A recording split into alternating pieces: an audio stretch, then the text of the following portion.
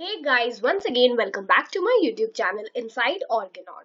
Friends, I have taught you many remedies of Materia Medica and all that was remaining was the 12 tissue remedies. So, in the today's lecture, we are going to learn a 12 tissue remedy or one among a 12 tissue remedy and that is Calcarea phosphorica. ठीक है, Calcarea phosphorica क्या है? Calcarea phosphorica का common name है phosphate of lime or this is also known as calcium phosphate.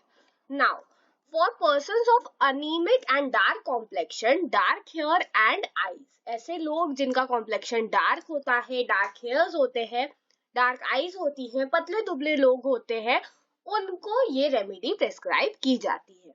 ज्यादातर अगर कोई person है जिसके फर्स्ट और सेकेंड डेंटेशन के दौरान वो स्क्रोफ्यूलस है, मतलब उसको ग्लैंडुलर ट्रबल्स होने की प्रॉब्लम ज्यादा है, तो हम दे सकते हैं. पर्सन में डायरिया की प्रॉब्लम होती है and great flatulence is also accompanied. Now children इसके कैसे होते हैं? देखिए, बेसिकली आप कैल्केरिया फॉस्फोरिका को दो चीज के लिए ध्यान रखो. एक तो अनीमिक पर्सन बहुत होता है इसका, और उसके अलावा बोन से related troubles, because calcium and phosphate ये दोनों इंपॉर्टेंट कॉन्स्टिट्यूएंट है हमारे बॉडी के, एंड दैट इज वाई इन चीजों पे कैल्केरिया फॉस्फोरिका का इफेक्ट होता है. तो चिल्ड्रन, बच्चा कैसा होता है? पतला दुबला होगा, unable to stand and slow in learning to walk.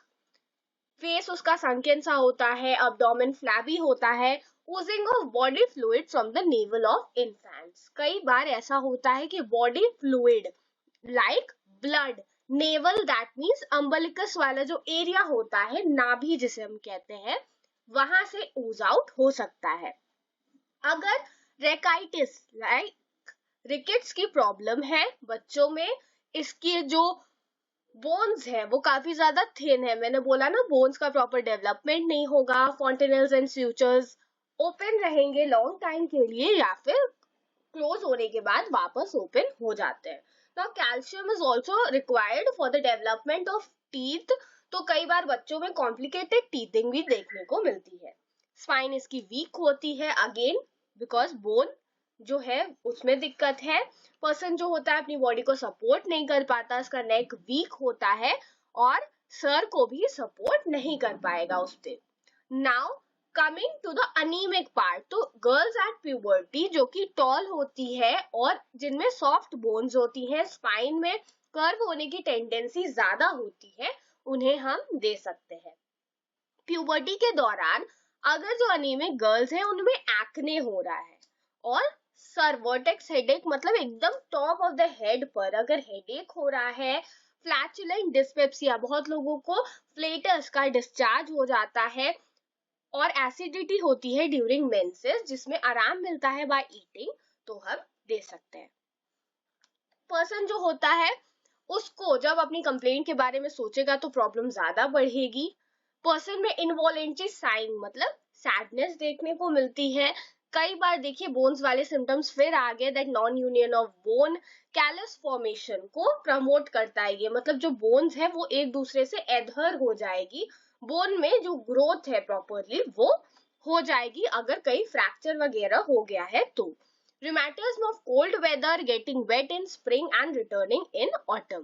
So rheumatism के लिए भी हम दे सकते हैं अगर स्कूल गर्ल्स में हेडेक है, और जब भी पर्सन जो है वो खाने की कोशिश कर रहा है तो उसके पेट में दर्द हो जा रहा है, एनल फिस्टुला के लिए दे सकते हैं हम लोग, और कोल्ड स्वेट और जनरल कोल्डनेस ऑफ बॉडी, मतलब पूरी बॉडी पर्सन की ठंडी रहेगी. तो कैल्केरिया फॉस्फोरिका का ये जो मेन सिम्टम्स हैं वो मैंने आपको बता दिए हैं. अब हम एग्रेवेशन और एमिलियोरेशन की अगर बात करें तो एग्रेवेशन एक्सपोजर किस वजह से? डैम्प, कोल्ड और चेंजेबल वेदर से होता है और इसको आराम मिलेगा, एमिलियोरेट होंगे इसके सिम्टम्स समर वेदर में या वार्म या ड्राई एटमॉस्फियर में. ठीक है, तो विंटर और वेट में प्रॉब्लम बढ़ रही है, समर और ड्राई में आराम मिल रहा है. So friends, this is it about today's session in which we have discussed Calcarea phosphorica. अगर आप चाहते हो कि upcoming updates में जो 12 टिश्यू रेमेडीज है जिसमें से एक मैंने आज कवर कर ली, which means 11 more are left, वो मैं आपके साथ शेयर करूं, तो आपको क्या करना है, प्लीज जल्दी से इनसाइड ऑर्गेनॉन को सब्सक्राइब कीजिए, बेल आइकन प्रेस करिए, so that you never miss any updates. Thank you.